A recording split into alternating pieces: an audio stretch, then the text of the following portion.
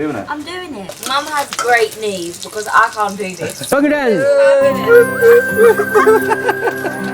ইট পাথরের যান্ত্রিকতা ছেড়ে বিদেশের পর্যটকেরা এখন ঝুঁকছেন বাংলা শ্যামল ছায়ার টানে।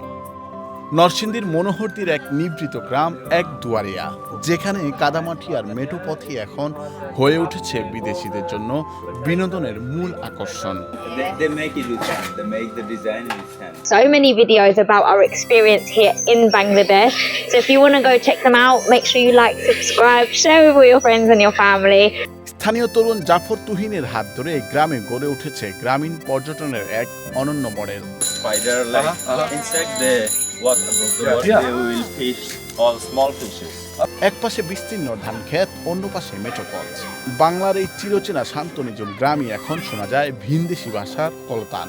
নরসিংদীর মনোহরদীর এক দুয়ারিয়া গ্রাম, যেখানে হাজার মাইল দূরের ব্যস্ত শহর ছেড়ে বিদেশি পর্যটকরা আসছেন একটুখানি নির্ভেজাল শান্তির খোঁজে। Everything. We've really enjoyed everything. So with my husband, we do like a YouTube channel. So we like to show everything. We like to show the cities. We like to show like the village. So we are on YouTube. We are at Sunkist Bucket List, and you can see we show everything. We will show like the villages. We will show the cities. We will show what the people are like. But we've really enjoyed it, and everybody has been so kind, so friendly. So we have only good things to say. গেল 4 বছরে এই গ্রামে পা রেখেছেন অত্যন্ত শতাধিক বিদেশি। সম্প্রতি আসা ব্রিটিশ দম্পতি তাজ ও লিব্বির কাছে এই অভিজ্ঞতা যেন স্বপ্নের মতো। কাক ঢাকা ভরে গাভী থেকে দুধ দহন, চূড়ায় রুটি তৈরি কিংবা পুকুরে জাল ফেলে মাছ ধরা, প্রতিটি মুহূর্তই তাদের কাছে অন্যরকম অনুভূতি যোগায়।